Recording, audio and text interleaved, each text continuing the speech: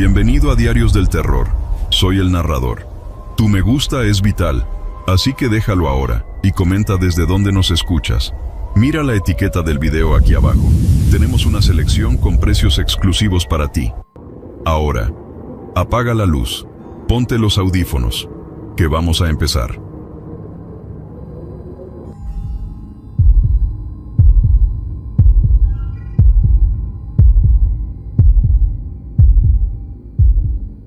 Miren, yo les digo la verdad, y ojalá pudiera echarme para atrás y no contarles esto, porque revivirlo es como meter el dedo en una herida que nunca cierra. Pero necesito que entiendan.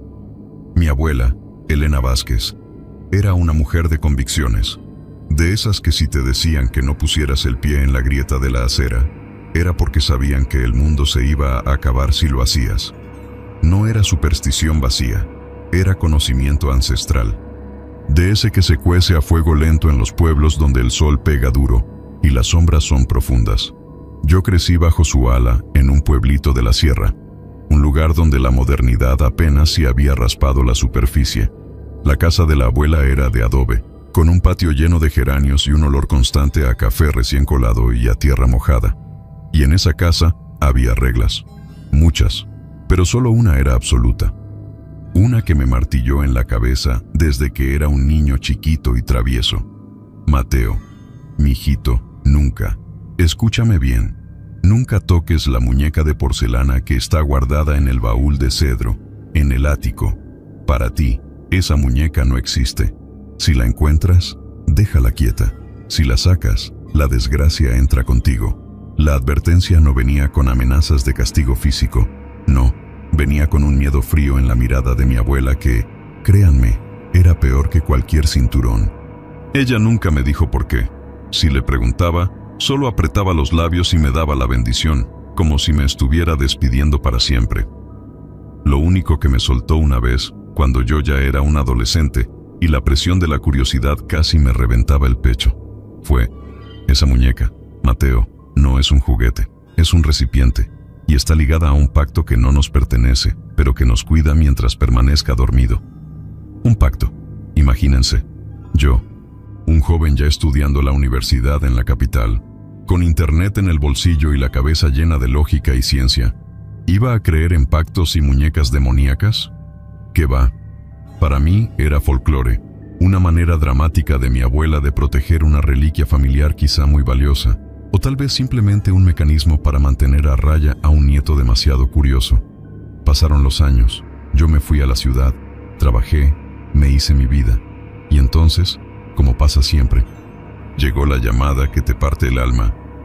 Mi abuela Elena, la roca de la familia, se nos fue. Tranquila, en su cama, rodeada de sus santos y sus rezos. El testamento fue sencillo: la casa, el terreno, los muebles viejos y la tierra de geranios, todo para mí. Yo era su único nieto, y ella siempre quiso que el legado familiar no se perdiera. Cuando regresé al pueblo para encargarme de los asuntos, la casa me recibió con un silencio denso, pesado, que no era el silencio de la paz, sino el de la espera. Todo estaba igual: el olor a café viejo, el crujido de las tablas del piso, y claro, el ático. Estuve limpiando y organizando por semanas. Boté cachivaches, vendí algunos muebles que no servían y traté de darle un aire más moderno a la casa sin quitarle su esencia. Pero el ático, ese lugar oscuro y polvoriento, lo dejé para el final. La tarde que subí, el sol ya se estaba poniendo, tiñendo el cielo de un naranja rojizo que parecía sangre seca. El aire en el ático era sofocante, con olor a naftalina y tiempo detenido, y ahí estaba, el baúl de cedro, grande, oscuro, con herrajes de bronce que el tiempo había vuelto verdes. Me senté frente a él, sintiendo de nuevo la punzada de la advertencia de mi abuela. Sentí ese escalofrío que te recorre la espalda cuando sabes que estás a punto de hacer algo que no debes. Pero, ¿saben qué? La curiosidad es un veneno dulce. Y la lógica me gritaba: Mateo, ábrelo, es tu herencia. ¿Qué puede hacer un pedazo de porcelana? Tomé una barra de metal que encontré por ahí y forcé el viejo cerrojo. El chirrido fue espantoso, como un grito ahogado. Adentro, entre sábanas amarillentas y encajes deshilachados, estaba ella. La muñeca. No era una muñeca bonita, de esas de revista. Era antigua, de porcelana pesada, con las mejillas pálidas y el pelo oscuro y enmarañado. Sus ojos, eso sí, eran lo que te detenía en seco. Eran de cristal, de un color marrón oscuro casi negro, y estaban tan abiertos que parecía que no parpadeaba desde hacía 100 años. Estaba vestida con un vestido de seda vieja, color crema, y en su mano derecha sostenía un pequeño relicario de plata oxidada. La levanté. Sentí el peso frío en mis manos. Era más pesada de lo que parecía. La sacudí suavemente para quitarle el polvo y un olor particular inundó el ático. No era solo polvo, era un aroma a tierra húmeda mezclada con algo dulzón, como perfume rancio o flores que se han podrido. La miré fijamente. «Vaya, abuela Elena», susurré sintiéndome un poco tonto. Tanto drama por esto. Decidí que la muñeca era una pieza de arte macabro, un tesoro excéntrico. La bajé del ático. Mi error, mi monumental e imperdonable error, fue no tirarla a la basura, no quemarla, no regresarla a la oscuridad. Mi error fue exhibirla. Limpié con cuidado la porcelana y la puse sobre la repisa de la chimenea, en la sala principal. Pensé que le daba un toque vintage a la decoración. Esa noche fue la primera vez que dormí en la casa después de sacar a la muñeca. Al principio, era solo incomodidad. El silencio de la casa ya no era un silencio natural, era un vacío ruidoso. Me despertaba constantemente, convencido de que había escuchado el roce de algo en el pasillo o el crujido de las escaleras. Me decía a mí mismo que era el estrés, la casa acomodándose, los ruidos normales de una estructura vieja, pero los ruidos no eran normales. A la semana, las cosas empezaron a cambiar sutilmente. Una mañana, al ir a la cocina, noté que la puerta del refrigerador estaba abierta. Yo juraría que la había cerrado. La cerré de nuevo, molesto conmigo mismo por mi distracción. A mediodía, encontré un vaso de agua volcado en la mesa de noche. Nadie más estaba en la casa. Yo había estado trabajando en mi computadora en el patio durante horas. Empecé a sentirme observado, constantemente. Era esa sensación de tener a alguien detrás de ti, tan real que tienes que girar la cabeza. Pero cuando lo haces, no hay nada. Solo la sala vacía y la muñeca en la repisa, con esos ojos de cristal fijos en el horizonte. Le puse un nombre, para tratar de restarle importancia, para humanizarla y quitarle el poder de ser el recipiente del pacto. La llamé Clarita. «Hola, Clarita», le decía yo, medio en broma. «Ya basta de sustos, ¿eh?» Pero Clarita no entendía de bromas. Una noche, estaba viendo televisión, y la luz de la calle entraba por la ventana, creando sombras largas y danzantes. De repente, sentí un frío intenso, de esos que te calan los huesos, justo en medio de la sala. El termostato marcaba una temperatura normal, pero el aire a mi alrededor se había congelado. Y entonces lo vi. En la periferia de mi visión, en el pasillo que llevaba a las habitaciones, una sombra se movió. No era la sombra de un objeto. Era una mancha más oscura en la oscuridad, con forma humana, pero demasiado alta, demasiado delgada. Salté del sofá, encendí todas las luces. El pasillo estaba vacío.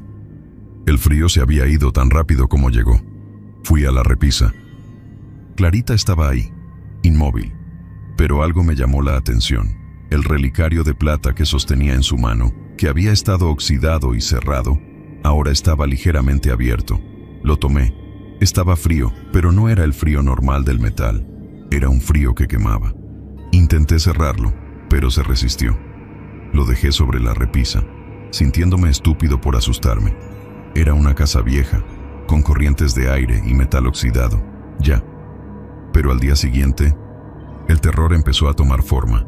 Estaba en el baño, afeitándome, cuando escuché un sonido en la sala, un sonido que no era un crujido ni un golpe, era como un arrastre, lento, pesado, sobre la madera del suelo. Dejé la navaja y salí corriendo. La sala estaba exactamente como la había dejado, excepto por una cosa. Clarita, la muñeca, ya no estaba en la repisa de la chimenea, Estaba en el suelo, justo en medio de la alfombra persa, a 3 metros de donde la había puesto.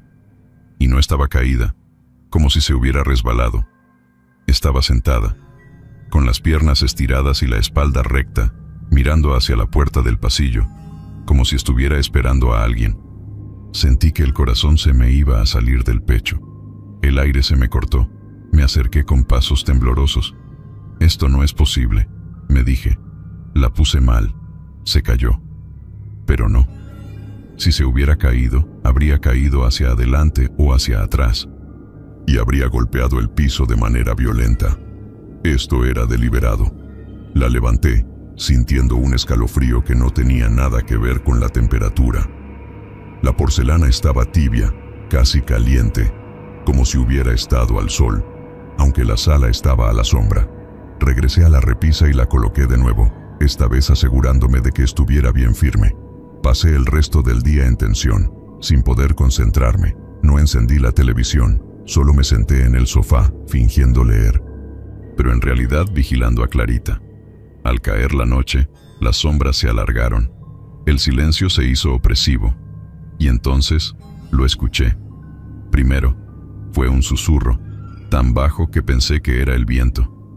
Pero el sonido venía de la chimenea, justo debajo de Clarita. Era una voz seca, áspera, como hojas secas siendo arrastradas. No pude entender las palabras, pero la intención era clara. Era una queja, un lamento. Me levanté, sintiendo una furia irracional mezclada con pánico. Fui a la repisa. ¡Ya basta!, grité, aunque mi voz sonó débil y patética. ¡Deja de hacer ruidos! Agarré a Clarita con la intención de encerrarla de nuevo en el baúl o de tirarla al pozo. Y en ese momento, la muñeca giró la cabeza. No fue un movimiento sutil. Fue un giro mecánico, rápido, de esos que hacen un sonido seco, como si los huesos estuvieran rotos. Sus ojos de cristal, que antes miraban al frente, ahora me miraban a mí, directamente a los míos. Y entonces, la voz, la misma voz áspera y seca, salió de su boca de porcelana, pero esta vez con una claridad terrible. Mateo, dijo, mi nombre, pronunciado con un tono que no era humano, un tono antiguo, hambriento. Me quedé paralizado, con la muñeca en mis manos. La porcelana se sentía vibrante, llena de una energía oscura y helada. La abuela tenía razón. Esto no era un juguete, esto era un recipiente. Y al sacarla de su prisión, yo había roto el pacto de silencio. Algo había despertado. La muñeca sonrió, o al menos, la luz de la lámpara hizo que sus labios pintados parecieran curvarse en una mueca maligna. Me has liberado, susurró Clarita. Ahora me quedo contigo. Solté un grito ahogado y la arrojé lejos de mí. La muñeca golpeó la pared con un ruido sordo y cayó al suelo, pero no se rompió. Al contrario, pareció absorber el impacto. Salí corriendo de la sala, tropezando con mis propios pies. Subí las escaleras de 2 en 2, buscando mi teléfono, mi billetera, lo que fuera. Necesitaba salir de esa casa, de inmediato. Pero mientras corría hacia la puerta principal, la temperatura de la casa cayó de golpe a bajo cero. Era como entrar a un congelador. El frío no era normal. Era un frío vivo, que te mordía la piel. Me detuve en el umbral, con la mano en el pomo de la puerta. Miré hacia atrás, hacia la sala oscura. Y en el pasillo, justo entre las sombras, vi de nuevo la mancha oscura que se había movido antes. Esta vez, no era una sombra fugaz. Estaba anclada. Era alta, informe, pero definitiva, y se estaba moviendo. Lentamente, arrastrándose hacia la luz tenue de la entrada. No era la muñeca. La muñeca estaba en el suelo. Esto era lo que la muñeca había traído, lo que la muñeca contenía. Y mientras la cosa se acercaba, escuché de nuevo el arrastre lento sobre la madera del suelo, ese mismo sonido que me había alertado antes. Pero no venía de la sombra, venía de las escaleras. Girando la cabeza con terror, vi a Clarita. No estaba donde la había arrojado. Estaba al pie de la escalera, y estaba subiendo. Pero no estaba caminando, estaba trepando. Vi cómo sus pequeños brazos de porcelana se estiraban y se enganchaban en los peldaños de madera, y cómo se impulsaba hacia arriba, con un movimiento espeluznante y rápido. Sus ojos de cristal no se despegaban de mí. El pánico me inundó. Traté de abrir la puerta, pero la cerradura se había atascado. Giré la cabeza hacia la otra sombra, la del pasillo. Estaba a pocos metros de la sala. Estaba atrapado entre dos terrores, la muñeca que se movía y la cosa que la muñeca había liberado. Corrí hacia la cocina, buscando una salida trasera, cualquier cosa, pero al cruzar el umbral de la cocina, sentí que algo me agarraba el tobillo. Era la muñeca. Había sido más rápida de lo que pensé. Estaba aferrada a mi pie y su fuerza era inhumanamente fuerte. Caí al suelo con un golpe seco. La muñeca no me soltó y de repente el susurro se hizo un coro. No era solo la voz seca de Clarita, sino muchas voces, todas superpuestas, viniendo de las esquinas, de los techos, de las paredes. Nos has despertado.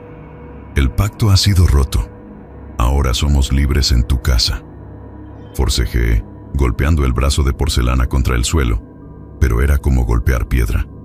Finalmente, logré patearla con el otro pie, y salió disparada contra la nevera. Me levanté, cojeando, y me lancé hacia la puerta trasera. La abrí de una patada. El aire fresco de la noche me golpeó la cara, pero no me calmó. Salí corriendo hacia el patio, hacia los geranios de mi abuela. Creí que estaba a salvo, pero al llegar al centro del patio, me detuve. Los geranios, las flores que mi abuela había cuidado con tanto amor, estaban marchitos. No marchitos por falta de agua, sino secos, negros, como si toda la vida hubiera sido succionada de ellos en cuestión de horas. Y en medio de las macetas muertas, en el suelo de tierra, había una línea de polvo oscuro, como ceniza fina. Esa línea no era natural. Formaba un círculo perfecto, y en el centro de ese círculo estaba dibujado un símbolo que nunca había visto, una especie de espiral con una línea cruzada. Ese era el perímetro de la casa. Era la frontera que mi abuela mantenía sellada, y yo, al sacar la muñeca, había borrado la protección. Mientras miraba el suelo, sintiendo el pánico convertirse en desesperación, escuché el crujido de la puerta de la cocina al abrirse. No me atreví a mirar, sabía que venía. Corrí hacia el portón, pero la reja estaba cerrada con candado. No tenía la llave. Me giré, buscando un lugar para esconderme, y entonces la vi.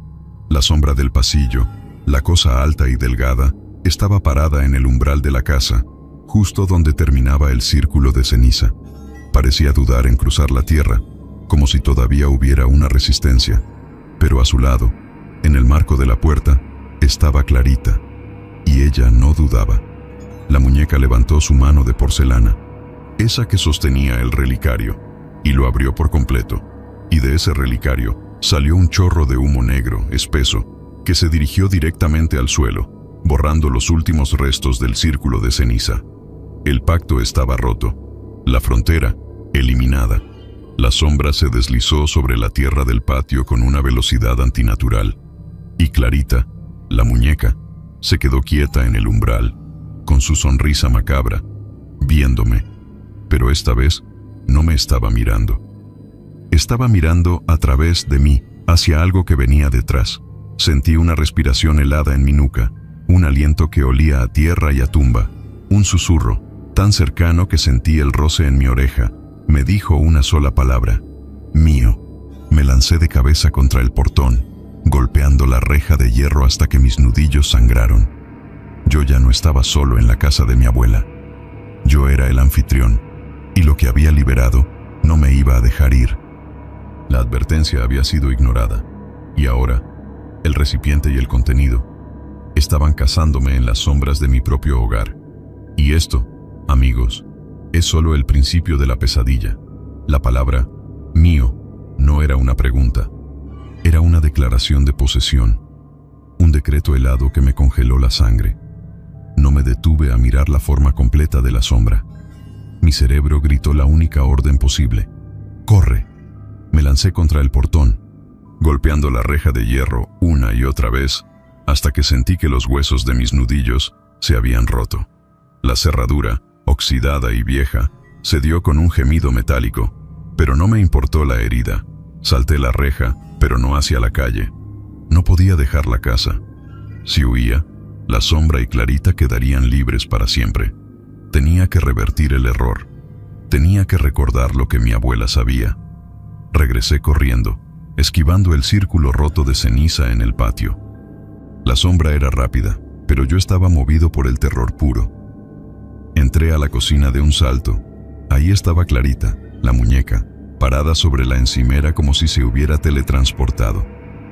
Sus ojos de cristal me seguían, y en su pequeña mano, el relicario estaba abierto, humeando ligeramente. Agarré el molcajete de piedra volcánica que la abuela usaba para moler especias, pesado y sólido, y lo lancé. No apunté a Clarita, sino a la pared detrás de ella. El golpe fue ensordecedor, una distracción violenta. Aproveché el segundo. Me abalancé a la sala, sintiendo el aliento frío de la sombra a mis espaldas. Ella no se movía como un ser vivo. Se deslizaba, una mancha de oscuridad que absorbía la luz. Subí las escaleras a ciegas. Mi tobillo gritaba, pero no lo sentía. Solo escuchaba el golpeteo rítmico y mecánico de Clarita trepando detrás de mí, y el arrastre sibilante de la sombra. El ático. Era el único lugar. Cuando entré al ático, el aire era diferente. Era denso, con ese olor a cedro viejo y naftalina. La sombra, que venía justo detrás de mí, pareció dudar en el umbral. No podía entrar con la misma facilidad que abajo. El baúl de cedro. El cedro, en muchas culturas, se usa para purificar y sellar. Mi abuela no había elegido ese baúl por casualidad. El cedro era la prisión, y el relicario era la llave. Me acerqué al baúl, que seguía abierto, esperando. Clarita irrumpió en el ático, sus movimientos rápidos y espasmódicos. Ella sabía lo que yo iba a hacer. Se lanzó hacia el baúl, intentando cerrarlo. Yo la intercepté. La agarré por los hombros de porcelana. Estaban ardiendo, literalmente calientes al tacto, y la energía que emanaba de ella era como un choque eléctrico. «¡No! ¡Libre! ¡Soy libre!», chilló Clarita. La voz no salía de su boca, sino que parecía vibrar desde dentro de la porcelana misma. La sombra, al ver que la muñeca estaba en peligro de ser sellada, se manifestó con más fuerza. Se elevó hasta el techo, una columna de humo negro y rabioso, y lanzó un ataque. No fue un golpe físico, fue una oleada de frío que me hizo caer de rodillas, paralizándome. En ese momento de inmovilidad forzada, vi el relicario. Todavía estaba abierto en la mano de Clarita. La abuela había dicho, «Es un recipiente, y está ligada a un pacto». El pacto era el sello. El recipiente era la muñeca. Yo había abierto la llave.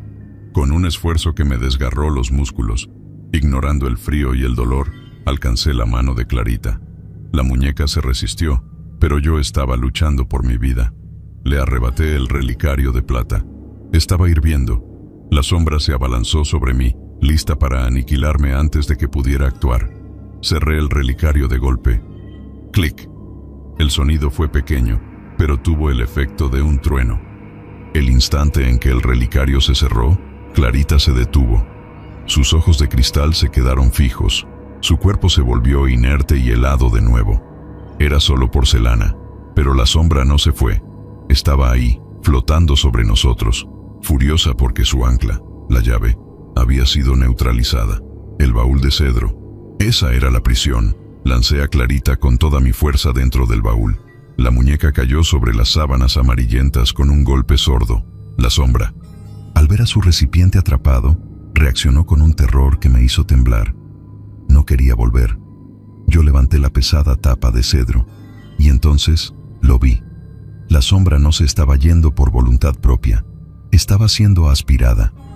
El baúl, el antiguo baúl de mi abuela, estaba generando una fuerza gravitacional, un vórtice silencioso de energía oscura. La masa negra y alta de la sombra luchó, se estiró, intentó aferrarse a las vigas del techo, pero era inútil. Vi cómo se contraía, como se volvía más densa y pequeña, siendo arrastrada sin piedad hacia el baúl abierto. El sonido era un gemido horrible, como si miles de almas estuvieran siendo estrujadas a través de un embudo diminuto. Finalmente, la sombra se redujo a una fina voluta de humo negro que se deslizó por las rendijas del baúl y desapareció dentro. Silencio. El aire del ático se calentó de golpe. El sudor frío que cubría mi cuerpo se secó, dejando un escalofrío de alivio. Corrí hacia el baúl y dejé caer la tapa con un estruendo definitivo. Me senté sobre ella, exhausto, sintiendo el peso del cedro y el peso de lo que estaba debajo. Había funcionado. El pacto estaba sellado de nuevo. Tomé la barra de metal que había usado antes y, temblando, martillé el viejo cerrojo roto, doblando el metal hasta que quedó permanentemente incrustado, uniendo el baúl a sí mismo. Me quedé sentado ahí, en el polvo del ático, hasta que el sol entró por la pequeña ventana, pintando motas de oro en el suelo. Me dolía todo, pero estaba vivo. Bajé del ático, cojeando, y lo primero que hice fue ir al patio. Los geranios seguían negros y marchitos, una cicatriz permanente de mi error, pero el círculo de ceniza que la sombra había disuelto ya no importaba. La frontera estaba en el ático. Les juro que pasé las siguientes semanas como un fantasma. No podía dormir. Me despertaba con el recuerdo del frío, con el sonido del arrastre. Me deshice de casi todas mis pertenencias. La lógica y la ciencia no me servían de nada ahora. Mi abuela tenía razón. Entendí que la muñeca, Clarita, no era la maldición, era la solución, el contenedor elegido para mantener a raya a la entidad. Yo, al sacarla y abrir el relicario, que ahora sé que contenía un pedazo de madera sagrada usada como sello, había roto el equilibrio. Ahora soy el guardián. No vendí la casa. No puedo. ¿Quién más custodiaría esa puerta de cedro? Yo soy el único que sabe lo que hay ahí arriba, esperando. Volví a la universidad y terminé mis estudios, pero la vida en la capital ya no me llamaba. Regresé al pueblo. Me instalé de nuevo en la casa de adobe, con sus geranios muertos y su silencio opresivo. Puse una cadena gruesa y un candado nuevo en la puerta del ático, no para mantener a la sombra adentro, porque sé que si se libera, la cadena no servirá de nada, sino para recordarme a mí mismo lo que hay detrás, y para que nadie más, nunca, cometa mi mismo error. Mi vida es ahora una vigilia, y a veces, en las noches más frías, cuando el viento aúlla en la sierra, me levanto de la cama y subo las escaleras. No abro la puerta, por supuesto, solo me acerco y pongo mi oído contra la madera, y les juro, con la mano en el corazón, que puedo escuchar un sonido muy, muy tenue, que viene desde el interior del baúl de cedro, allá en la oscuridad del ático. No es el sonido de una voz ni de un golpe. Es el sonido de algo que se mueve con lentitud, como si una pequeña mano de porcelana estuviera rascando la madera por dentro. Es Clarita, la guardiana forzada, y la sombra, el contenido, esperando. Y yo, Mateo, ya no me río de los pactos ni de las advertencias de las abuelas, porque sé que el silencio en mi casa no es paz, es solo un sueño pesado. Y vivo con el terror constante de escuchar, un día de estos, el sonido seco y final de la madera cediendo. Porque si eso pasa, si el cedro se rompe y el pacto se deshace, no solo yo voy a pagar el precio. Y la pesadilla, amigos, ya no estará solo en mi casa. Y ese es el fin de la historia, al menos, por ahora.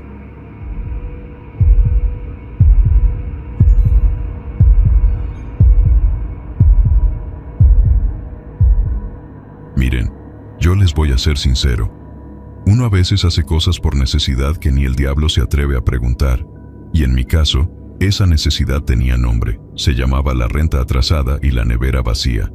Yo me llamo Javier, y toda mi vida me he ganado la vida como vigilante, como guardia de seguridad, o como le quieran llamar. Es un trabajo simple, aburrido, pero que paga las cuentas, ¿saben?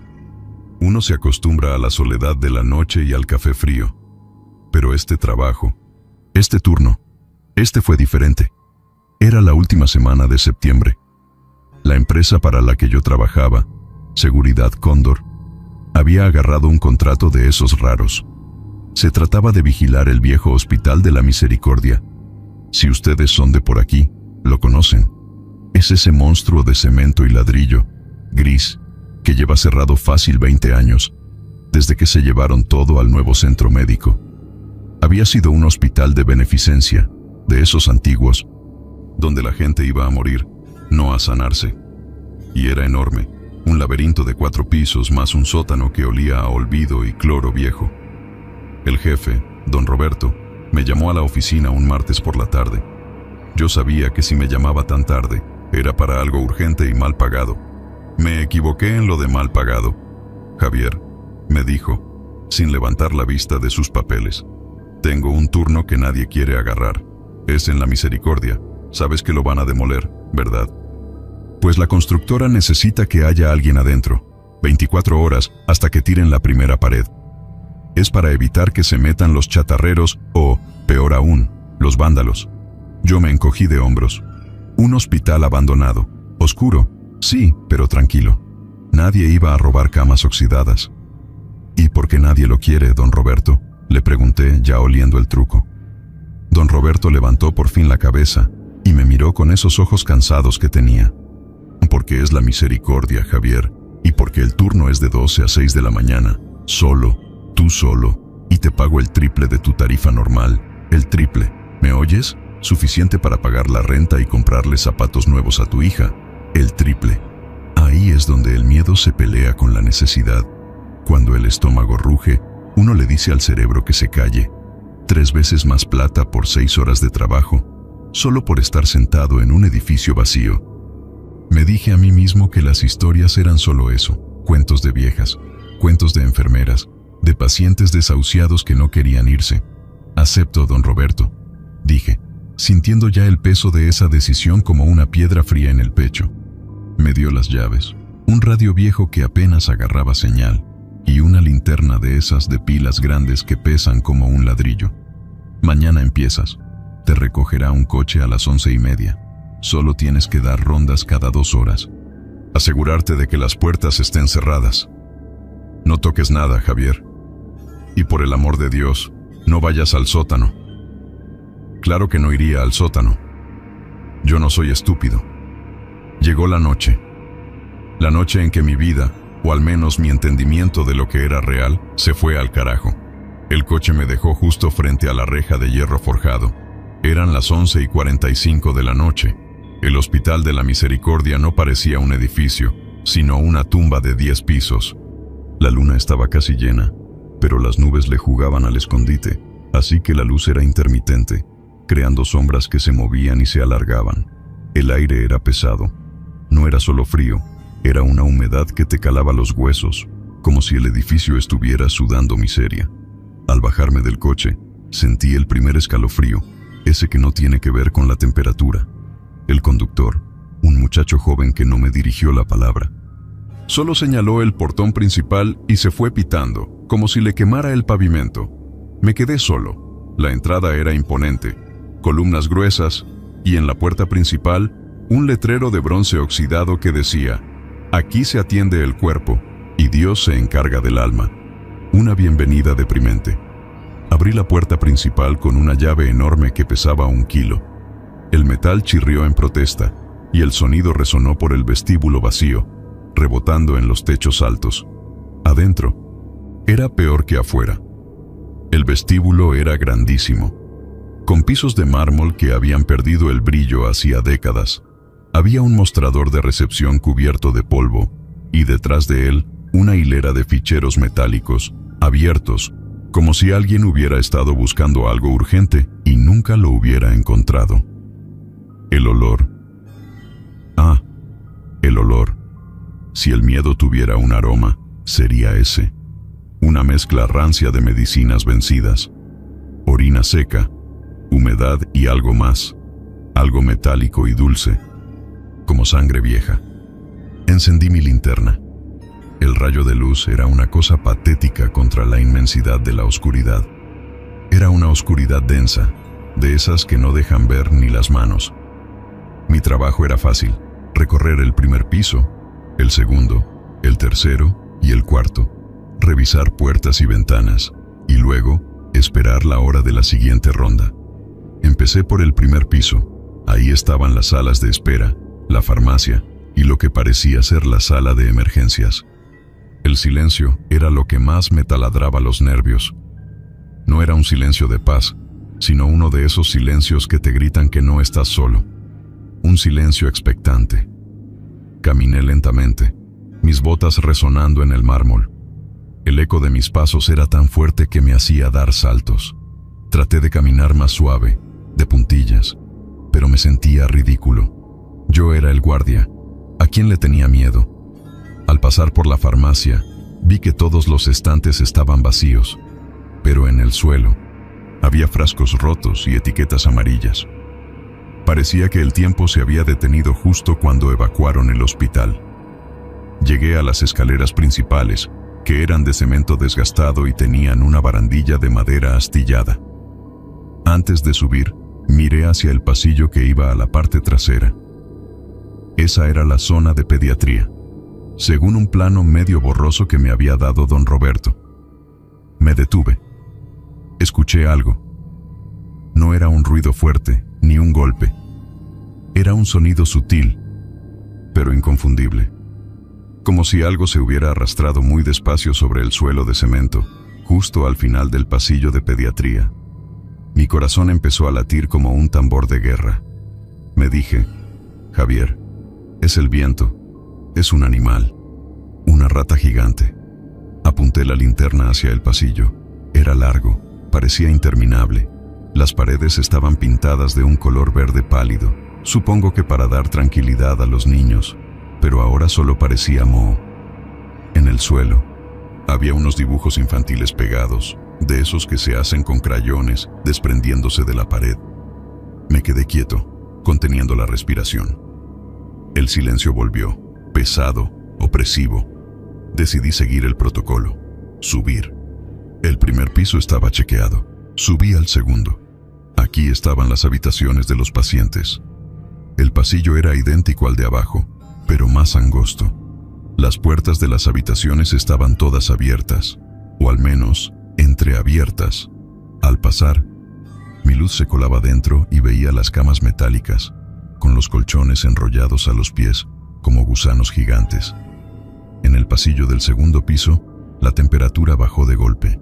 Sentí el frío en la cara, un frío distinto al de la humedad. Era un frío que quemaba. Llegué a la estación de enfermeras, que era un cubículo central con un teléfono de disco desconectado.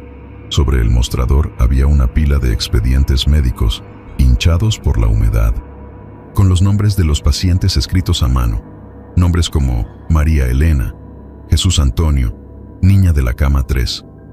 Un escalofrío me recorrió la espalda. Yo no tenía por qué estar leyendo eso. Continué mi ronda. Revisé las ventanas, todas cerradas, llenas de mugre. El hospital estaba sellado. No había forma de que entrara nadie. A las 2 de la mañana, terminé la ronda del cuarto piso. Desde la ventana de una habitación de esquina, pude ver la ciudad dormida, las luces de las casas, la vida normal. Me sentí a kilómetros de distancia. Me tocaba bajar y esperar la siguiente ronda a las 4. Regresé al vestíbulo principal. Me senté en una silla de madera dura que encontré detrás del mostrador de recepción. Puse el radio en el suelo, encendí la linterna y la dejé apuntando al techo para que diera un poco de luz indirecta. Saqué mi termo con café, que ya estaba helado. Mientras bebía, traté de concentrarme en el sonido de mi propia respiración. Necesitaba convencerme de que era solo yo, pero fue entonces, justo cuando estaba por darle el segundo trago al café, que escuché lo que no debía escuchar. Vino del tercer piso, justo arriba de mí. No fue un crujido de madera, ni el roce del metal. Fue un sonido delicado, ligero, como si alguien estuviera corriendo, pero no con el peso de un adulto. Eran pasos rápidos, ligeros, golpeando el piso de mármol del pasillo superior. Tap, tap, tap, tap, tap, pasos de niño.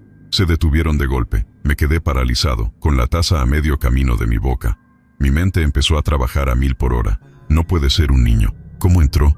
¿Por qué estaría jugando en un hospital condenado a las 2 de la mañana? Agarré la linterna La encendí y apunté hacia el techo. ¿Quién anda ahí? Mi voz salió como un graznido patético, rota por el miedo. Silencio. El silencio que sigue a un grito. Me levanté despacio, sintiendo cómo la sangre se me iba a los pies. Si era un vándalo o un niño perdido, yo tenía que revisarlo. Era mi trabajo. ¿Y si era algo más? Bueno, no quería pensar en eso. Subí las escaleras corriendo, 2 escalones a la vez. Cuando llegué al tercer piso, el frío era insoportable. Era como meter la cabeza en un congelador. Podía ver mi propio aliento. El pasillo estaba oscuro. La luz de mi linterna bailaba sobre las paredes verdes. «¡Seguridad! ¡Salga de donde esté!», grité, tratando de sonar autoritario. Nada. Caminé hacia el fondo del pasillo. Las puertas de las habitaciones seguían entreabiertas. Me detuve frente a la habitación 305. Sentí una punzada de pánico. Y entonces lo escuché de nuevo. Esta vez no eran pasos. Era una risa. Una risa infantil, aguda, cristalina, pero con un eco que sonaba demasiado cerca, demasiado artificial. Como si la risa estuviera atrapada en el tiempo y se estuviera reproduciendo una y otra vez. La risa venía de la 305. Me acerqué a la puerta, empujándola con el pie. El metal raspó contra el suelo. Apunté la luz dentro. La habitación era pequeña. Tenía una sola cama. El colchón estaba hecho trizas, y en la pared, justo encima de donde habría estado la cabecera, había algo escrito. No estaba escrito con grafiti o pintura. Parecía haber sido rayado en el yeso con algo duro. Quizás una uña o una piedra. Y no era una frase, sino un dibujo. Era un dibujo de un niño. Un monigote simple, con una cabeza redonda y unos ojos vacíos. Pero lo que me hizo temblar no fue el dibujo en sí, sino el detalle que le habían puesto. El monigote tenía lágrimas rayadas, profundas, cayendo desde sus ojos, y justo debajo del dibujo, una sola palabra, también rayada: «Mamá». La risa se detuvo, y fue reemplazada por un sollozo, un llanto suave, ahogado, que venía del rincón más oscuro de la habitación. Mi entrenamiento me gritaba que entrara, que buscara, pero mi instinto, el instinto de supervivencia que te dice cuando algo no es de este mundo, me dijo que corriera. Me quedé inmóvil, apuntando la linterna al rincón. «Mira, yo no quiero problemas», susurré, sintiendo la garganta seca. El llanto se hizo más fuerte. Era el lamento más triste que había oído en mi vida. Y mientras la luz de mi linterna se acercaba al rincón, vi algo moverse. No era una persona. No era un bulto. Era una bola de trapos, o eso pensé al principio. Estaba en el suelo, justo al lado de la pared. Parecía ser un viejo juguete, un oso de peluche sucio, envuelto en una sábana grisácea. Me acerqué un paso. El llanto se detuvo de nuevo. Silencio absoluto. Y entonces, el oso de peluche, o lo que fuera, se enderezó. No se levantó. Simplemente se irguió en su sitio, como si tuviera un cuello invisible y el peso de una persona. Y lo que vi no fue un oso. Era una muñeca de tela, de esas antiguas, con ojos de botón. Estaba sucia, rota.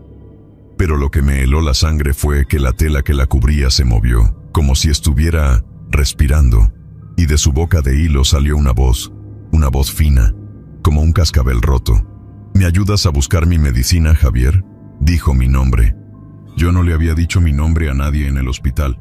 Dejé caer la linterna. El golpe seco en el suelo hizo que la luz girara locamente, iluminando el techo y las paredes.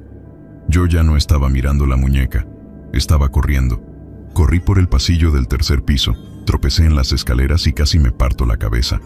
Bajé al segundo, luego al primero, sin detenerme. Llegué al vestíbulo principal, jadeando, con el corazón queriendo salirse del pecho. Agarré el radio. La señal era un pitido débil. «Don Roberto, necesito ayuda. Hay algo aquí. No estoy solo», grité al radio. «Solo estática». Me pegué a la pared, tratando de recuperar el aliento. Eran las 2:20 de la mañana. Me faltaban casi 4 horas para que amaneciera. Me dije: «Javier, tienes que calmarte. Fue el estrés. Viste una muñeca vieja y te asustaste. Escuchaste el viento, pero la voz había dicho mi nombre. Decidí que no volvería a subir. Me quedaría en el vestíbulo, cerca de la puerta. Si algo venía por mí, al menos tendría una salida rápida. Me senté de nuevo en la silla, esta vez con la linterna firmemente agarrada en una mano y las llaves en la otra. Mis ojos no se despegaban de la escalera. Pasaron unos 20 minutos de silencio total. Solo mi respiración agitada y el latido desbocado de mi corazón. Pensé que tal vez la cosa se había ido. Pero entonces, el silencio se rompió de nuevo. Y esta vez, no fue una risa, ni un llanto. Fue un sonido seco, pesado, que venía del final del vestíbulo. Era el pasillo que llevaba a la morgue y al sótano. Arrastre. Un sonido como si un cuerpo muy pesado estuviera siendo jalado por el suelo de cemento, raspando. Me levanté de la silla. Mi miedo ahora no era el pánico, sino una rabia fría por no poder escapar. Apunté la linterna hacia el pasillo oscuro. «¡Ya basta! ¡Salga de ahí!», grité, aunque sabía que no hablaba con un ladrón. El arrastre se detuvo, y en medio de la oscuridad, al final del pasillo, vi algo. No era la pequeña figura de un niño. Era algo alto, demasiado alto. Era una sombra, una silueta negra que parecía absorber la poca luz que le llegaba. No tenía forma definida, sino que fluctuaba, como si estuviera hecha de humo denso, pero era inmensa, tocando casi el techo del pasillo. Se movió, despacio, y en ese movimiento me di cuenta de algo horrible. Esa cosa no tenía piernas.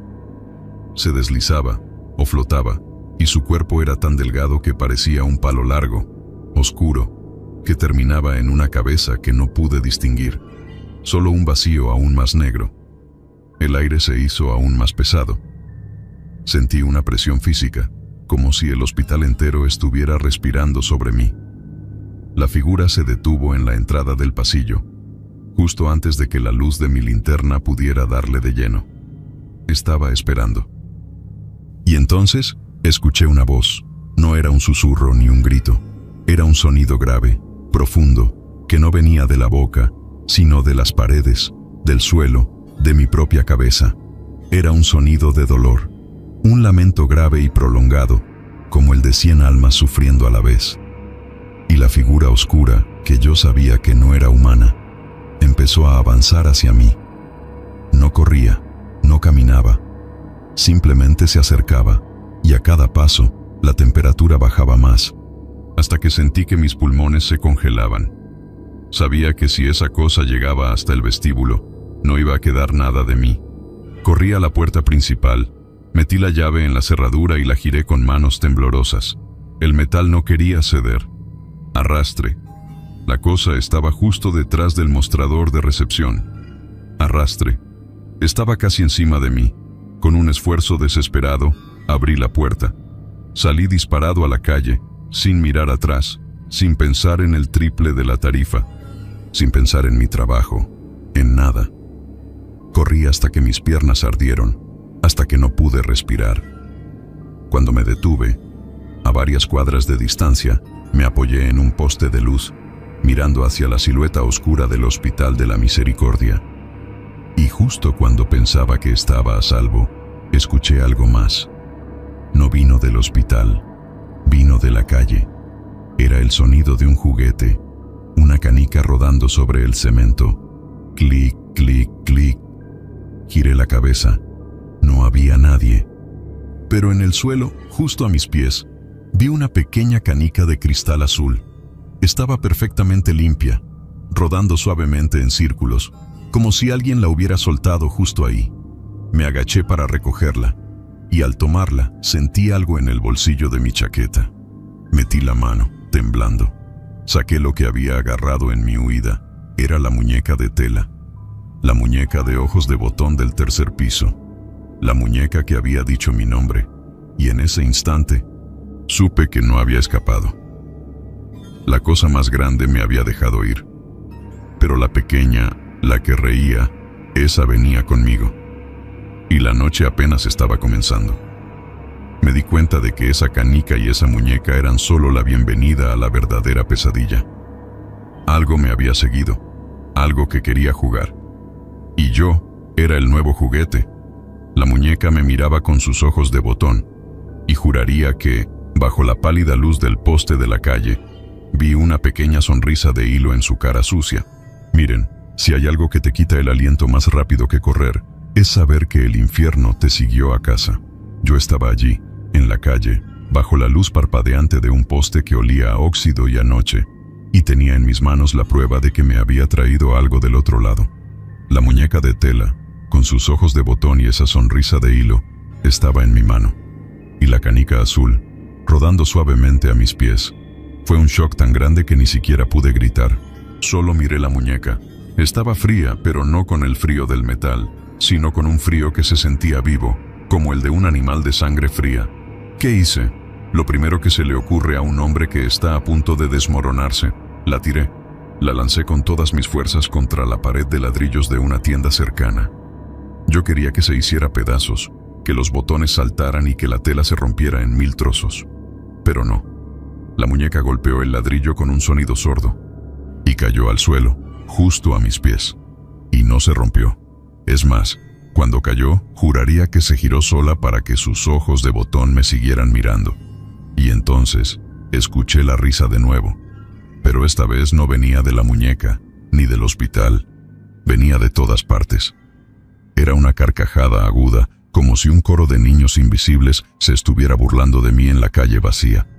Me tapé los oídos, dando vueltas. Me sentía observado, acorralado.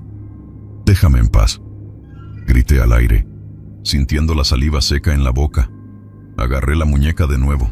Ya no me daba asco, me daba terror. Era una cosa que no se podía destruir. Y entendí algo fundamental en ese momento. La muñeca, el niño que reía, la canica, no eran la amenaza principal, eran el cebo. Eran la forma en que el hospital me decía: «No has terminado tu turno, Javier. Te falta algo». Y lo que me faltaba era devolver lo que no era mío. Me di cuenta de que la sombra alta y oscura me había dejado ir porque sabía que la muñeca venía conmigo. Ella, la entidad de los pasillos, el lamento grave, estaba custodiando el lugar. Pero los niños querían jugar. Y su juego era llevarse un pedazo del vigilante. Me tragué el miedo, ese sabor a metal y a óxido que te sube por la garganta. Miré la hora en mi reloj de pulsera. 2:45 de la mañana. Me quedaban 3 horas y cuarto para que amaneciera. Si quería salir vivo de esa noche, tenía que volver a entrar en la misericordia. Y tenía que ser rápido y silencioso. Empecé a caminar de vuelta. Cada paso era una batalla contra mis propias piernas, que querían huir en dirección contraria. La muñeca iba apretada en mi puño. Cuando llegué a la reja de hierro forjado, el hospital parecía aún más grande, más negro. Estaba en silencio. Un silencio que no era de paz, sino de anticipación, como si toda la estructura estuviera conteniendo la respiración, esperando que el ratón volviera a la trampa. Entré por la puerta que había dejado abierta en mi huida. El vestíbulo estaba exactamente igual, solo que ahora la oscuridad era más profunda, más personal. La linterna que había dejado caer estaba en el suelo, apuntando al techo, y la recogí. Mi primera ronda había sido por obligación. Esta segunda ronda era por supervivencia. Yo tenía un solo destino: el tercer piso, la habitación 305. Subí las escaleras lentamente, escuchando mi respiración forzada. Al llegar al tercer piso, el frío me golpeó de nuevo, pero esta vez lo ignoré. No era un frío natural, era la presencia de algo que se alimenta del calor. El pasillo era un túnel de sombras. Caminé directamente hacia la 305. La puerta seguía entreabierta, raspando un poco el suelo. Apunté la luz adentro. La habitación estaba vacía. La cama metálica, el dibujo rayado en la pared con la palabra «mamá», y el rincón donde la había encontrado estaba oscuro. Me acerqué al centro de la habitación, sintiendo un sudor frío recorriéndome la espalda. «Aquí está», dije, y mi voz era apenas un susurro. Me dirigí a la oscuridad, al aire. «Aquí está tu medicina, o tu juguete, pero se queda aquí». Abrí la mano. La muñeca de tela cayó al suelo con un plop seco. Me quedé esperando. El silencio era total. Me di la vuelta para irme, pero justo cuando mi bota tocó el umbral de la puerta, escuché un sonido. No era la risa, era el arrastre. El sonido de algo pesado, muy pesado, moviéndose por el pasillo. Venía de mi izquierda, del fondo del pasillo del tercer piso. Me quedé petrificado. No me atreví a mirar. Sabía que era la sombra, la entidad que no era humana. Sentí el frío acercándose, ese frío que te congela la médula. La presión en el aire aumentó, como si el techo estuviera bajando. Y entonces, la voz, esa voz grave que vibraba en mis huesos y no en mis oídos. Ella quiere jugar. La voz no era de enojo, sino de profunda tristeza, de un cansancio infinito. Me giré lentamente, apuntando la linterna. Ahí estaba, la figura alta, la silueta negra. Estaba parada a unos 10 metros de mí, justo donde el pasillo se hacía más oscuro. Parecía más alta, más densa que antes, y no se movía. Solo me miraba, si es que tenía ojos. Me di cuenta de que esa cosa no era el diablo, no era un demonio. Era el dolor concentrado del hospital. Era el guardián de todas las almas que habían quedado atrapadas allí y que no podían descansar por la agonía. Y los niños, la muñeca, la risa, eran solo las manifestaciones más ruidosas de ese dolor. Ella ya jugó, le dije a la sombra, alzando la voz. Se quedó con mi nombre y con mi miedo. Pero no se queda conmigo. Me agaché y recogí la canica azul que había traído en el bolsillo. La canica, el símbolo del juego. La lancé con un chasquido fuerte, haciéndola rodar por el suelo de mármol hacia donde estaba la muñeca. Clic, clic, clic. La canica se detuvo justo al lado de la muñeca de tela, y en ese instante, la muñeca se movió. Esta vez, fue un movimiento lento, como si estuviera despertando. Sus ojos de botón se fijaron en la canica, y luego, el silencio se rompió por un gemido. Pero no era mi miedo, era el lamento de la sombra. La figura alta empezó a encogerse. No se fue, simplemente se hizo más pequeña, más concentrada, como si todo ese dolor estuviera siendo absorbido por el rincón. Se convirtió en un punto negro y luego desapareció por completo. Y el frío que quemaba, se fue. El aire volvió a sentirse normal, aunque seguía oliendo a humedad y a olvido. El hospital se había quedado vacío de nuevo. Me quedé allí, temblando, por lo que parecieron horas, pero que quizás fueron solo minutos. La muñeca y la canica estaban quietas en el suelo. Ya no había risas, no había sollozos. Había recuperado el silencio opresivo del principio. Pero este silencio era diferente. Era un silencio de victoria. Salí de la habitación 305. Bajé las escaleras despacio, paso a paso. El hospital ya no me gritaba. Ahora solo susurraba. Llegué al vestíbulo. Eran las 3 de la mañana. Tenía 3 horas más de turno. ¿Y qué hice? Me senté en la silla de madera, justo detrás del mostrador. Puse la linterna en el suelo y me quedé mirando la puerta. No me moví, no hice más rondas, no toqué el radio. Solo me senté y esperé el amanecer. Cada minuto era una eternidad.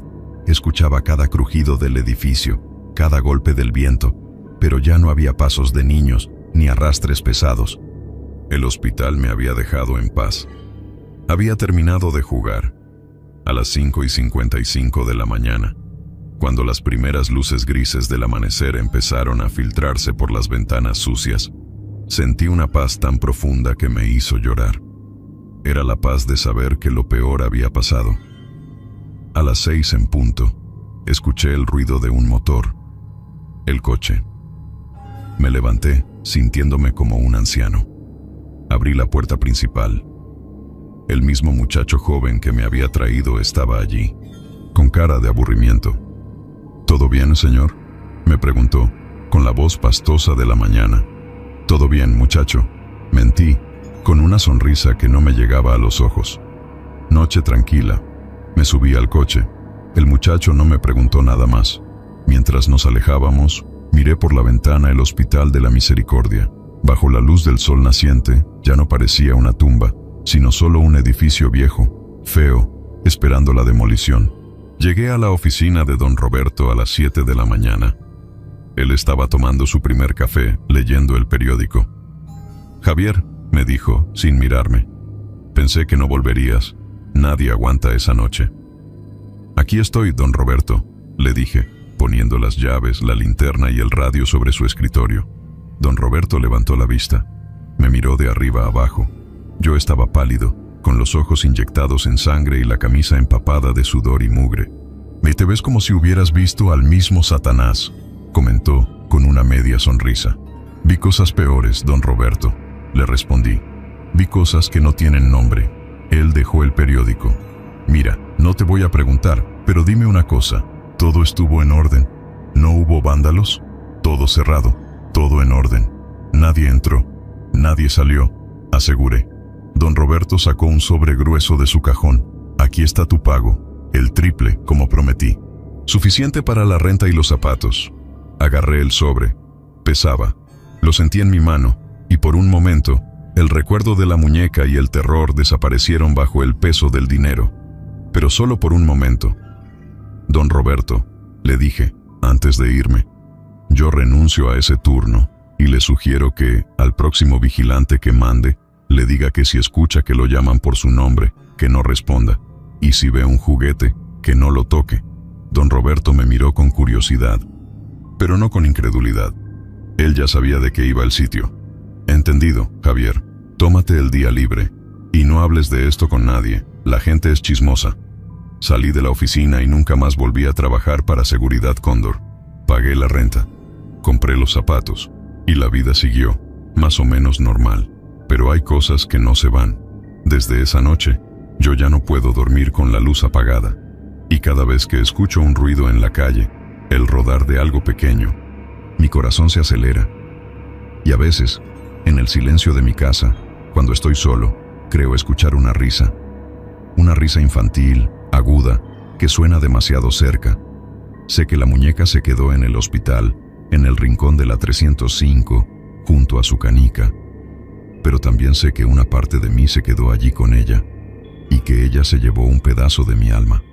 Miren, yo les conté esto porque ya no lo aguanto más. La Misericordia fue demolida hace meses. La constructora tiró el edificio y ahora están construyendo un centro comercial encima. Dicen que es progreso, pero yo sé que no se puede borrar el dolor y la miseria con cemento nuevo. Sé que esas almas siguen ahí, en el aire, en el suelo. Y a veces, cuando paso por donde estaba el hospital, siento el frío, ese frío que quema. Y me pregunto si el nuevo centro comercial ya tiene un vigilante nocturno, y si él ya ha escuchado la risa de los niños. Porque yo sé que, aunque el edificio se haya ido, el juego de la misericordia, ese, nunca termina. Y si te llama por tu nombre, ya perdiste. Yo tuve suerte, salí corriendo. Pero la próxima vez, puede que no haya escape. Y esa es la historia de la noche en que el triple de la tarifa casi me cuesta la vida. La noche en que entendí que hay cosas que no son humanas y que la necesidad, a veces, te obliga a jugar con ellas. Buenas noches, y que Dios los guarde.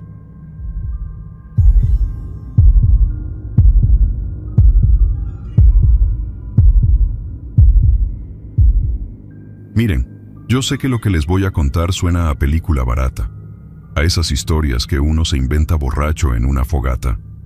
Pero les juro por lo más sagrado que todo fue real. Tan real que me costó mi casa, mi tranquilidad y casi la cabeza. Yo me llamo Mateo. Antes vivía en una casa linda en el barrio de San Miguel, de esas con patio grande y un limonero que daba sombra. Ahora vivo en un monoambiente diminuto, cruzando media ciudad, y mi única decoración son las pastillas para dormir que me recetó el doctor. ¿Por qué el cambio? Por una estupidez que hicimos una noche, por creer que éramos más listos que las historias viejas. Todo empezó, como siempre pasa, por el aburrimiento. Teníamos 17 años, estábamos de vacaciones de invierno, y el frío nos tenía encerrados. Éramos 3, Ricardo, Sofía y yo. Ricardo era el líder, el que siempre venía con la idea más loca. Era de esos que no le teme a nada, o al menos eso decía. Sofía era la más sensible, la que se asustaba hasta con la sombra de un gato, pero que siempre terminaba haciendo lo que Ricardo proponía porque le gustaba. ¿Para qué les voy a mentir? Esa noche estábamos en la casa de la abuela de Ricardo. La casa era un personaje en sí misma, una casona antigua, de esas que tienen techos altos y pasillos largos, con olor a humedad y a madera vieja. La abuela había muerto hacía años y la casa estaba vacía, esperando que la familia decidiera qué hacer con ella. Por eso era nuestro refugio perfecto. Nadie nos molestaba y podíamos hacer el ruido que quisiéramos. Estábamos viendo videos en internet, de esos que te hablan de rituales y cosas paranormales. Ricardo se encaprichó con uno en particular, el juego del espejo. Decían que era la manera más fácil de abrir una puerta, de invitar a algo a cruzar. Che, Mateo, ¿te imaginas que funcione?, dijo Ricardo, con esa sonrisa de diablo que ponía cuando sabía que iba a meterse en problemas. Ni loco, contesté yo, aunque por dentro la curiosidad me picaba. Yo siempre he sido de los que mira debajo de la cama, ¿saben? Sofía, que estaba abrazada a una almohada, puso los ojos como platos. Ricardo, ni se te ocurra. Dicen que si rompes las reglas, esa cosa se queda contigo. Ricardo se rió, un sonido hueco en el silencio de la casa. Puras leyendas urbanas, Sophie, es una pendejada, pero si vamos a hacerlo, lo hacemos bien. Y hay que hacerlo donde hay que hacerlo. Y ahí es donde entra el famoso sótano. El sótano de esa casa era de terror puro. Tenía un piso de tierra apisonada, las paredes cubiertas de moho verde y negro, y olía a pantano. La única luz venía de un bombillo pelado que colgaba de un cable, y que parpadeaba cada 10 segundos, como si estuviera a punto de morir. La abuela de Ricardo guardaba ahí trastos viejos, herramientas oxidadas y, lo que es más importante, un espejo enorme, de marco dorado y pesado, que había estado ahí desde que la casa era nueva. A las 11 de la noche, bajamos. Yo llevaba una linterna. Ricardo cargaba una vela gruesa de cera blanca y una caja de fósforos, y Sofía llevaba un rosario apretado en la mano. Al bajar los escalones de madera, el aire cambió. Se puso denso y frío, un frío que no venía de afuera, sino de la tierra. Sentí como si la presión atmosférica me estuviera aplastando el pecho. ¿Seguro que quieres hacer esto, Ricardo?, pregunté, sintiendo un nudo en el estómago. Cállate, Mateo, y mira. Ricardo colocó el espejo en el centro del sótano, apoyado contra unas cajas. Luego, encendió la vela y la puso justo enfrente del espejo, de tal manera que el reflejo se multiplicaba hasta el infinito, creando un túnel de luz. Las instrucciones del ritual eran sencillas, pero macabras. Teníamos que estar en completa oscuridad, solo con la luz de la vela. Teníamos que mirarnos en el espejo y, a medianoche exacta, invocar a la entidad. El punto clave, el que nos jodió la vida, era que una vez que la entidad respondiera, teníamos que terminar el ritual de inmediato y no mirar hacia atrás. Nos sentamos en el piso de tierra, formando un triángulo. Apagamos la linterna. La luz de la vela era mínima, apenas suficiente para ver nuestros rostros pálidos y el brillo helado del espejo. Ricardo consultó su celular. 11:58 p.m. Nadie dice nada, susurró Ricardo. Solo respiramos. Y cuando dé la hora, yo digo la frase. El silencio que cayó sobre el sótano no era normal. No era el silencio de una casa vacía. Era un silencio pesado, como si el sonido mismo hubiera sido succionado por las paredes. Podía escuchar mi propia sangre latiendo en mis oídos. Sofía lloriqueaba suavemente, tapándose la boca con la mano. Yo miraba el espejo. En el reflejo, nuestras caras parecían distorsionadas. Sombras largas bailaban a nuestro alrededor. 11:59 p.m. El corazón me latía tan fuerte que pensé que se me iba a salir por la garganta. El ambiente se hizo aún más frío, y pude ver mi propio aliento condensarse en el aire. Justo cuando el reloj marcó las 12:00 en punto, Ricardo se inclinó hacia adelante. Ahora, y con voz firme, casi desafiante, dijo la frase de la invocación. Era una letanía corta, algo así como: aquel que mira desde el otro lado, te invitamos a cruzar la sombra. No les digo la frase exacta, no vaya a ser que alguno de ustedes, por curioso, intente la misma idiotez. Apenas terminó la última sílaba, Pasó. No fue un ruido fuerte ni un grito, fue algo mucho peor. La flama de la vela, que había estado ardiendo de forma constante, se estiró de repente, alargándose de manera imposible, y luego se apagó de golpe, como si una mano invisible la hubiera ahogado. La oscuridad fue absoluta, negra, densa, sin un solo rayo de luz, y en esa oscuridad total lo sentimos. Fue una presencia, una cosa que entró en el sótano con tanta fuerza que sentí que me empujaba hacia atrás. Era como si el aire se hubiera convertido en gelatina pesada, y el frío se intensificó hasta el punto de doler. Lo peor de todo fue el sonido que no hicimos. Nadie gritó, nadie se movió. Estábamos congelados por el terror. Pero yo estaba mirando el espejo en el momento en que la vela se apagó, y justo en el instante de la transición, cuando la luz murió, vi algo en el reflejo. No era mi cara, no era la de Ricardo ni la de Sofía.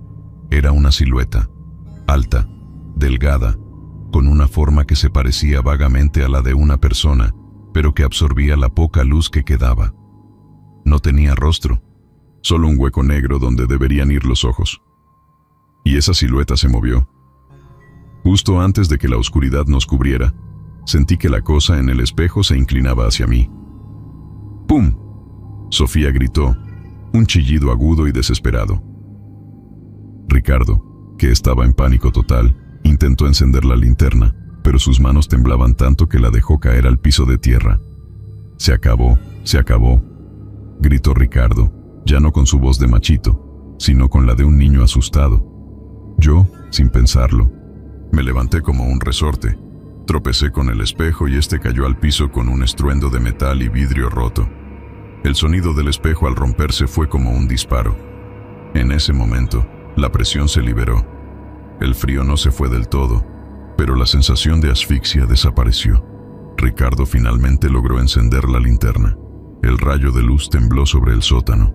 El espejo estaba destrozado en 1000 pedazos. La vela, tirada y apagada. Sofía estaba hiperventilando, llorando sin control. «Vámonos, vámonos de aquí ahora», gritó, arrastrándose hacia las escaleras. Salimos de ese sótano como si nos persiguiera el mismo diablo. No recogimos nada.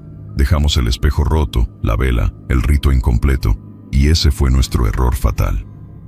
Afuera, en la calle, el aire de la noche era fresco y normal, pero yo no podía dejar de temblar. No era solo el miedo, era un frío interno que me calaba hasta los huesos. ¿Vieron algo?, preguntó Ricardo, con la voz entrecortada, mientras subíamos a su coche. Sofía sollozaba en el asiento trasero.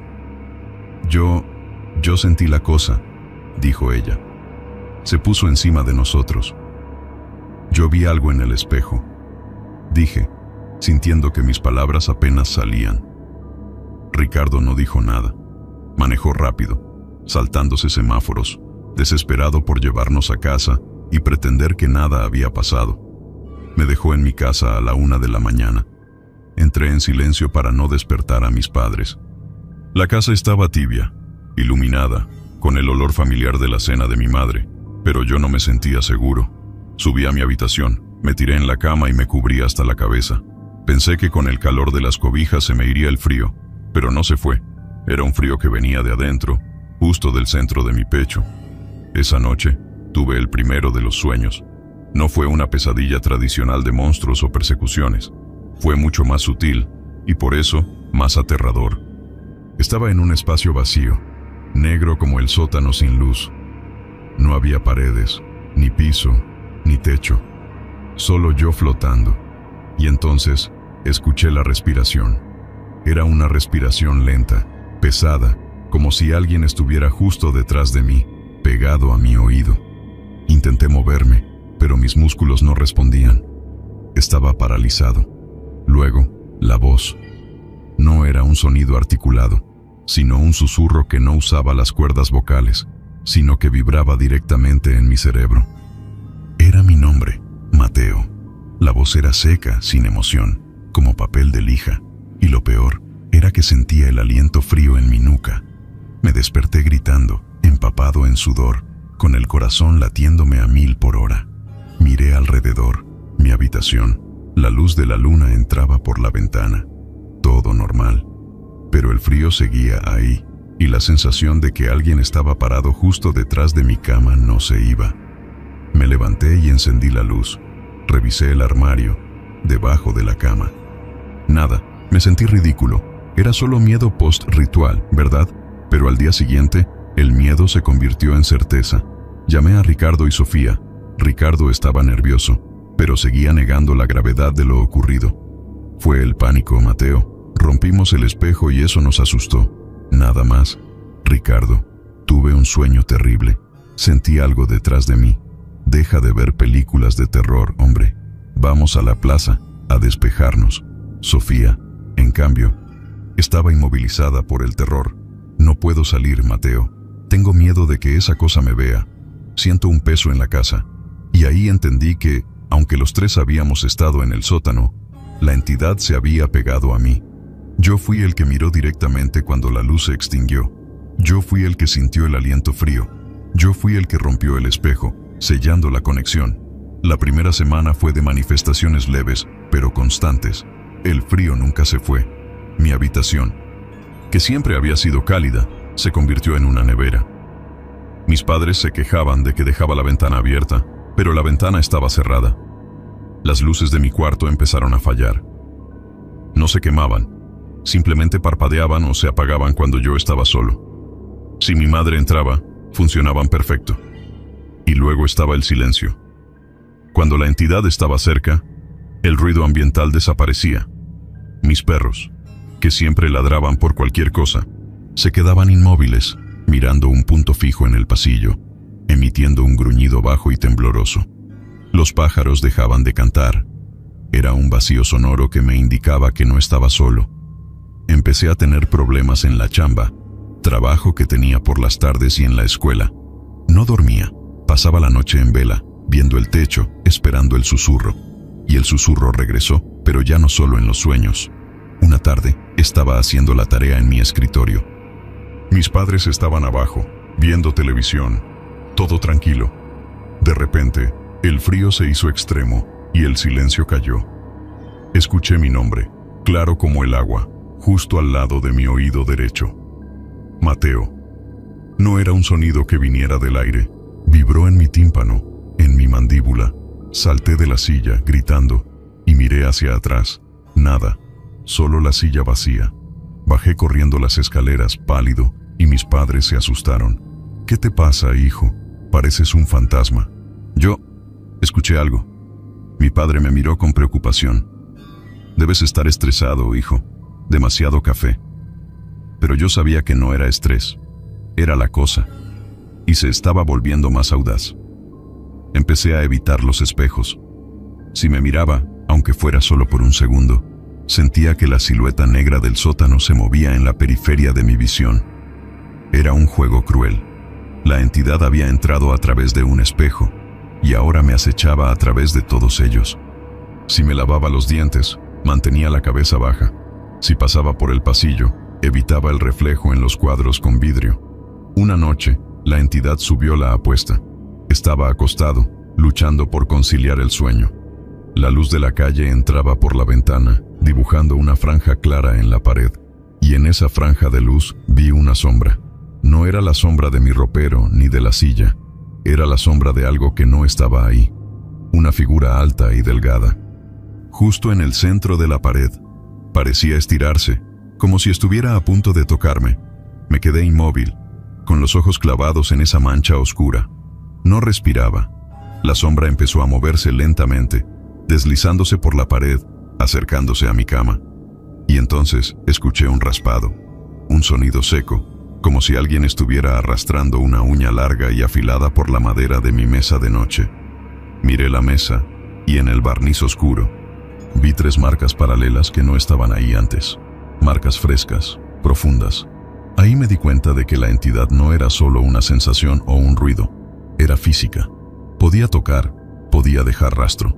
Me levanté de la cama como un loco, agarré mi mochila y metí algo de ropa y mi billetera. Tenía que salir de esa casa. Mi casa, que había sido mi refugio, se había convertido en su jaula.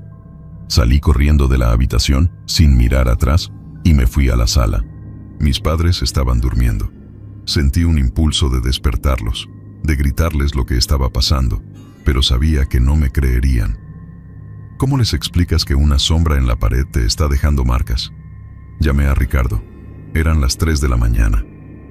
¿Qué quieres, Mateo?, dijo con voz adormilada. Necesito que me recojas. Ahora. No puedo estar aquí. ¿Estás bromeando? No estoy bromeando, Ricardo. La cosa está aquí. Me está tocando. Mi voz debió sonar tan desesperada que, por primera vez, Ricardo se asustó de verdad. Voy para allá. Esperé en la acera, bajo la luz del poste, temblando. No me sentía seguro hasta que estuve dentro del coche de Ricardo. ¿Qué pasó?, me preguntó, mirándome con una mezcla de lástima y terror. Le conté lo de las marcas en la madera. Ricardo se quedó en silencio. Finalmente, el escepticismo se le había esfumado. Él mismo había visto el miedo en Sofía y ahora lo veía en mí. Esa noche dormí en el sofá de Ricardo. O, al menos, intenté dormir. Cuando cerré los ojos, no vi la oscuridad, sino la silueta del sótano inclinándose sobre mí. La respiración helada regresó, más fuerte que antes. Mateo, no te irás. Me desperté gritando, por segunda vez en la semana. Ricardo estaba a mi lado. Tranquilo, viejo, estás a salvo. Pero yo sabía que no era cierto. La entidad no estaba confinada a mi casa. Estaba confinada a mí. Yo era la puerta que se había abierto en el sótano, y ella había cruzado. Y ahí empezó el verdadero infierno. La cosa me siguió. Cuando iba a la escuela, sentía su presencia en los pasillos vacíos. El frío se movía conmigo. Los compañeros se quejaban. ¿Por qué hace tanto frío a tu lado, Mateo? Si me sentaba en el parque, la sombra aparecía en el tronco de los árboles. Intenté buscar ayuda. Fui a la iglesia, hablé con un cura. Me dijo que rezara, que buscara la paz en la fe. Recé. Y esa noche, la entidad se manifestó de una manera que me hizo temblar más que nunca. Estaba rezando en mi habitación. Había regresado a casa porque no podía vivir con Ricardo para siempre. Tenía un crucifijo en la mano. En cuanto terminé el Padre Nuestro, el crucifijo se calentó de repente, quemándome la palma de la mano. Lo solté y cayó al piso. Cuando lo recogí, el metal estaba negro, como si hubiera sido expuesto a un calor extremo. Y justo al lado, en el piso de madera, vi una huella. No era una huella de zapato. Era un contorno, como si algo muy pesado y muy frío se hubiera parado ahí por un instante, dejando la madera escarchada de hielo. Ahí entendí. La cosa odiaba mi intento de resistencia y me estaba castigando. Me volví un fantasma en mi propia casa. Evitaba a mis padres. Me encerraba y solo salía cuando era absolutamente necesario. Dormía con todas las luces encendidas, lo que no servía de nada, pero me daba una falsa sensación de control. Mis padres, al verme tan demacrado y paranoico, decidieron que lo que necesitaba era un cambio de aire. Pensaron que era depresión adolescente. Mateo, vamos a buscarte un lugar nuevo, un apartamento pequeño, cerca de la universidad. Así te concentras en los estudios y te alejas de estos amigos que te tienen tan nervioso, dijo mi madre, con esa mirada dulce que me rompía el alma, porque sabía que no era culpa de mis amigos. Yo acepté de inmediato. Necesitaba escapar de esa casa, del sótano, de los recuerdos. Aunque sabía que la mudanza no resolvería el problema, me daba una pausa, un respiro. Pensé que si me alejaba de la fuente, el portal se cerraría. Ingenuo, ¿verdad? Encontramos un apartamento pequeño, en el 5º piso de un edificio moderno. Paredes blancas, mucha luz, nada de sótanos. Me mudé con la esperanza de que la cosa no pudiera subir tantos escalones. Y al principio, funcionó. Los primeros días en el apartamento nuevo fueron de paz. El frío se redujo. Dormí un poco. Incluso me atreví a mirar mi reflejo en el espejo del baño.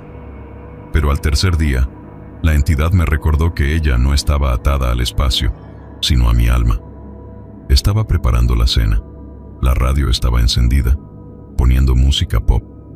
repente, la música se detuvo. No se apagó, simplemente se distorsionó, como si la señal se hubiera vuelto líquida. Y en ese silencio estático, escuché un murmullo. No era la voz seca de antes. Era un coro. Muchas voces, todas susurrando mi nombre al mismo tiempo, como si estuvieran justo detrás de la pared de la cocina. Mateo, Mateo. El sonido venía del parlante de la radio, pero no era estático. Era comunicación pura. Apagué la radio de golpe, temblando. Me di cuenta de que no importaba dónde estuviera. 5º piso, 10º piso, al otro lado del mundo. Había abierto una puerta, y la cosa había cruzado, y ahora me estaba cazando, sin descanso. La entidad había elegido su juguete, y yo era el premio. Y lo que vino después, muchachos, lo que vino después fue mucho peor que cualquier sueño o cualquier susurro. Fue cuando empezó a jugar en serio, y cuando tuve que hacer cosas que nunca imaginé para intentar sobrevivir. Continúa en la parte 2. Me di cuenta de que la cosa no jugaba limpio. Se había pegado a mí como un chicle en el zapato, y si yo me movía, ella se movía. No importaba el piso, no importaba la luz. Yo era el anfitrión, y ella, la invitada que nunca se iba. La entidad empezó a manipular mi entorno de formas que me hacían dudar de mi propia cabeza. Si dejaba las llaves en la mesa, al volver estaban en el suelo. Si encendía la televisión, la imagen se congelaba en ruido blanco y, por un instante, veía esa silueta negra moverse en la pantalla, como si estuviera atrapada dentro del cristal, mirándome. Una mañana, el terror se hizo físico de nuevo, y esto me rompió por completo. Estaba durmiendo, o al menos intentándolo. Me despertó un sonido. No era un susurro, era un goteo constante. Gota, gota, gota. Abrí los ojos y el frío me golpeó en la cara. Ese frío de sótano que no venía del clima. Miré hacia el techo. Estaba seco. Miré hacia los lados. El goteo venía de mi pecho. Llevé la mano a mi pijama y sentí algo húmedo y pegajoso. Encendí la lámpara de golpe. En el centro de mi pecho, sobre la tela de la camiseta, había una mancha oscura, húmeda. La toqué. Olía a hierro viejo. Era sangre. No estaba herido. No había ningún corte en mí. Pero en mi almohada, justo donde mi cabeza había estado, encontré un fragmento pequeño, afilado, de vidrio negro. Me lo había traído. La cosa me había traído un pedazo del espejo roto del sótano. Lo había puesto en mi cama, y en algún momento de la noche se había presionado contra mí, sacándome esa poca sangre, como si quisiera marcarme, sellar la propiedad. Ahí entendí que la mudanza había sido inútil. Yo era el portal. Llamé a Ricardo. Estaba agotado, histérico. Le conté lo de la sangre y el vidrio. «Tienes que hacer algo, Mateo», me gritó Ricardo por el teléfono. «No me busques más, por favor. Tengo pesadillas solo con hablar contigo». Sofía ni siquiera me contestaba ya los mensajes. Se había encerrado en sí misma, convencida de que si me ignoraba, la cosa no la encontraría. Y en cierto modo, tenían razón. La entidad solo me quería a mí. Estaba solo. Mis padres pensaban que tenía depresión y me daban vitaminas. El doctor me daba pastillas para dormir. Nadie me creía. Decidí que si la ciencia y la fe organizada no podían ayudarme, tendría que buscar algo más viejo, algo más de la tierra. Recordé que mi abuela, que era del campo, siempre hablaba de una mujer en el barrio de la Candelaria que sabía de estas cosas. No era una bruja, decía mi abuela, sino una curandera, una que limpiaba las malas energías. Me armé de valor y fui a